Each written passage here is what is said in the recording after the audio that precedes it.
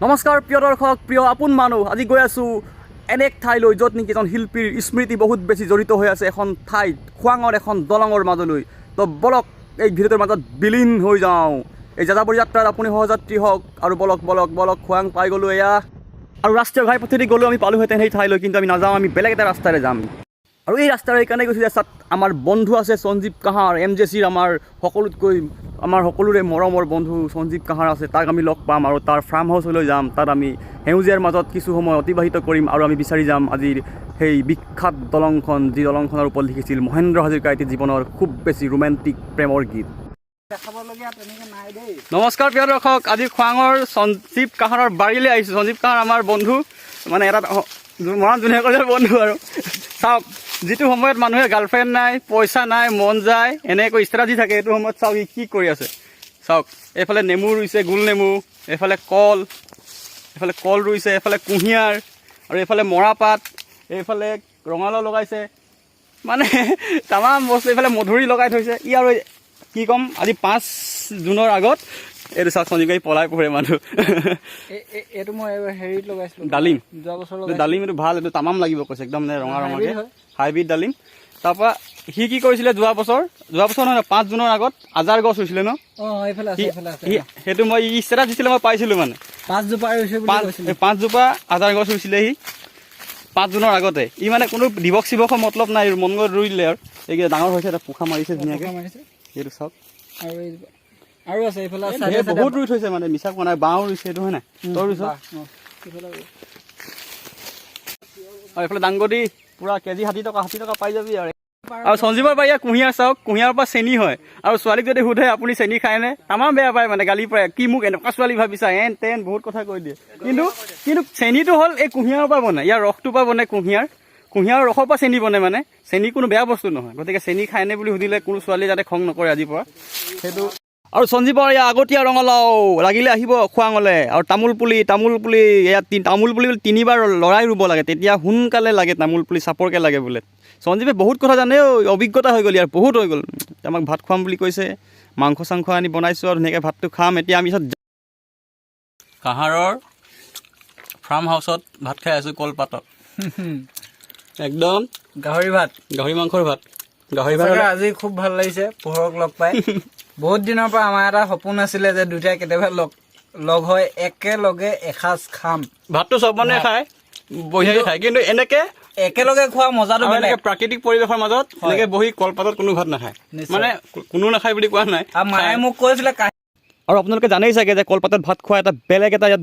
ৰোগ প্ৰতিৰোধ ক্ষমতা আছে মানে সেইকাৰণে কলপাতত ভাত খাব লাগে মানুহে একো নাই এইটো ভাল কথা এইটো বৰ মজাৰ কথা এটা ৰোগ প্ৰতিৰোধ ক্ষমতা আছে আৰু মজাকৈ ভাত খালোঁ এতিয়া আমি যাম আৰু লাহেকৈ শেষ কৰিম এতিয়া যাম আমি সেই মহেন্দ্ৰ হাজৰিকাৰ স্মৃতি বিচাৰি বলক আৰু এইফালে বিপ্লৱ দা হাই দেই তাৰ বাইকতে উঠি আহিছোঁ মই হুণ্ডা SP চাইন আজি সঁচাকৈ মোৰ বাবে বহু এটা ডাঙৰ দিন মানে ইয়াক মই মৰাণ জুনিয়ৰ কলেজতে আমি একেলগে পঢ়িছিলোঁ তেতিয়াৰে সপোন যে একেলগে ভাত এসাঁজ খাম আজি সম্পূৰ্ণ হৈছে সঞ্জীৱ মাজুমিলে অনিৰ্বাণ আৰু সঞ্জীৱ পাৰ্থ দেৱজিৎ নাই যদিও মানে তেখেতলোকৰ নাম লৈয়ে আমি খাই আছো আৰু বোলো সেইটোও আছে একদম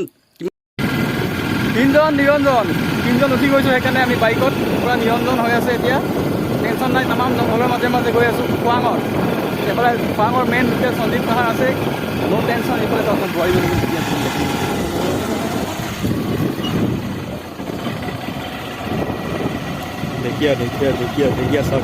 কেনেহেন জংঘলৰ মাজেদি আমি গৈ আছোঁ আজি মহেন্দ্ৰ হাজৰিকাৰ স্মৃতি বিচাৰি এইবোৰ চাওক জংঘল চেনিমাৰী আৰু চাওক ন চেনিমাৰী গাঁও এখন এনেকুৱা চাফা গাঁও চাওক য'ত এটা শিখৰৰ পেকেট নাই এটা চিপছৰ পেকেট নাই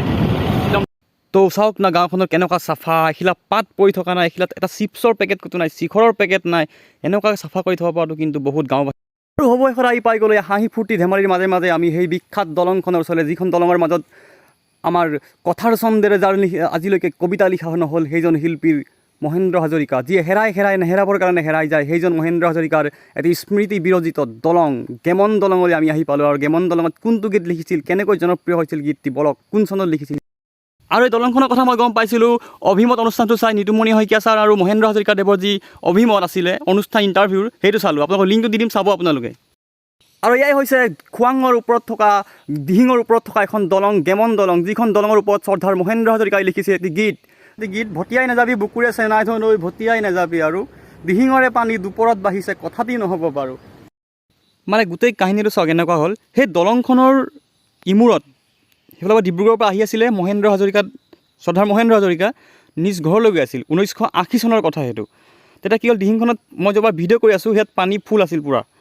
তাৰপাছত ইয়াত নাৱৰীয়া এজনে নাও লৈ ভটিয়াই গৈ আছিলে আৰু দূৰণিত দুগৰাকী যুৱতীয়ে কাপোৰ ধুই আছিলে আৰু এতিয়া কাপোৰ ধুই থকা যুৱতীগৰাকীৰ মনত কি অনুভৱ হৈছিল সেইটো মহেন্দ্ৰ হাজৰিকাই নিজৰ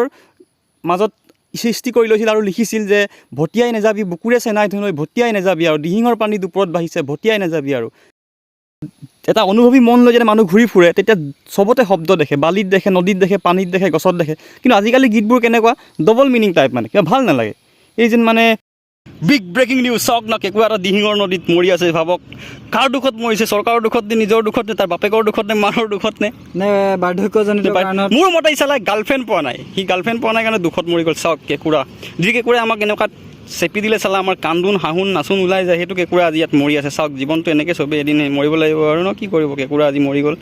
ইয়াক কি কৰিবি সঞ্জীৱ? কি কৰিম আৰু ইয়াত সঞ্জীৱ কাহাৰ লোকেল খোৱাঙৰ, যিয়ে মোক এই দলংখনলৈ লৈ আহিলে। আৰু মই দলংখনৰ কথা টিভিত শুনি আছিলোঁ, মহেন্দ্ৰ হাজৰিকা দেৱৰ মুখত শুনি আছিলোঁ। তেওঁ মোক লৈ আহিলে ইয়ালৈ, দেখুৱালে, ফুৰালে। আৰু এইজন হ'ল মোক ঘৰৰ পৰা লৈ অহা মানুহজন বাইকত। পূৰা মজা লাগিছে আৰু মানে তামাম। চাওক এইফালে দিহিং নদী, দিহিংখন খুব শান্ত হৈ আছে এতিয়া।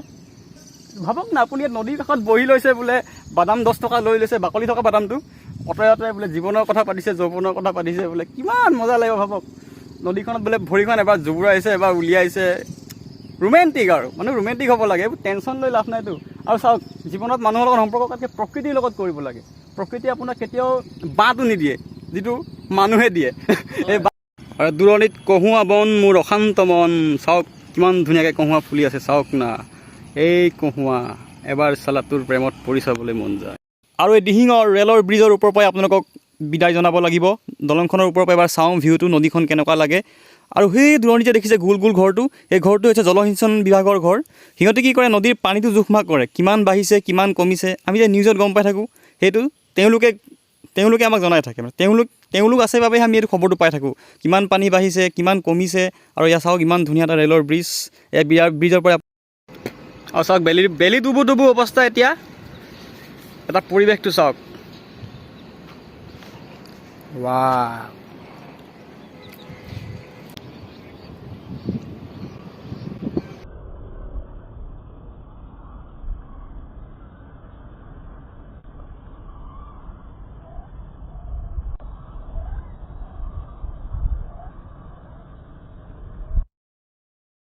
চাওক নে মানুহজনক চাওক, ইয়াকে ক'বলৈ মন হৈছে দিহিঙৰ পানী দুপৰত বাঢ়িছে ভটিয়াই নাযাব আৰু বুলি গৈ আছে। চাল বাই বাই খোৱাং, বাই বাই খোৱাংঘাট, বাই বাই গেমন দলং, বাই বাই ৰেলৰ ব্ৰিজ, বাই বাই কাহাৰ। আজি মহেন্দ্ৰ হাজৰিকাৰ স্মৃতিক বিচাৰি ইমান দূৰ আহি পালোঁ, দূৰে আৰু আমাৰ ফালৰ পৰা। ধুনীয়াকৈ চালোঁ, এনজয় কৰিলোঁ, কাহাৰক লগ পালোঁ, ভাত খালোঁ, দিহিং নদী চালোঁ, এইবোৰ মাছ ধৰা মানুহ চালোঁ, ফূৰ্তি কৰি। চেনিমাৰী গাঁৱৰ মাজে মাজে চাওক এখন চাফা গাঁও, দুইফালে বাঁহ গছ। এডাল বাঁহৰ দাম 70 টকাই, ভাবক কিমান টকাৰ বাঁহ আছে ইয়াত। চাওক